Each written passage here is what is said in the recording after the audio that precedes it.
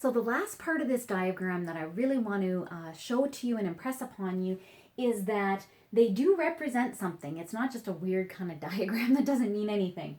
So as I was saying, there's instincts, there's different centers that each three types will highlight.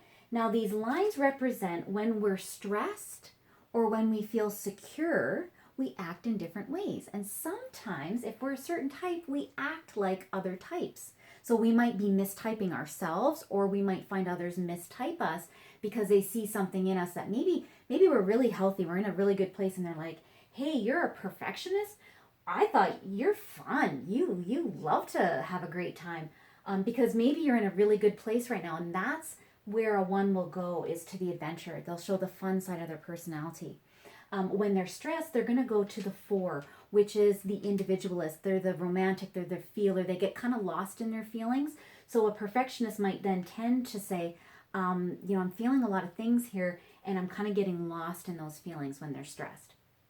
The helper, when they are feeling good, their security point is the 4. They're a helper, but then they can show and say, hey, I'm a unique individual. Yes, I love helping people, but I also have gifts that I can contribute to the world. They'll show some of these strong traits of an individualist. When they're stressed, they will actually sometimes become more like an asserter. So they can become a bit more conflict-based. Maybe they're not feeling appreciated in their helping role, and so they will tend to exhibit some negative traits of the asserter. So that's just an example of how each type will move along the circle in different ways depending on if they're stressed or if they're feeling secure and healthy.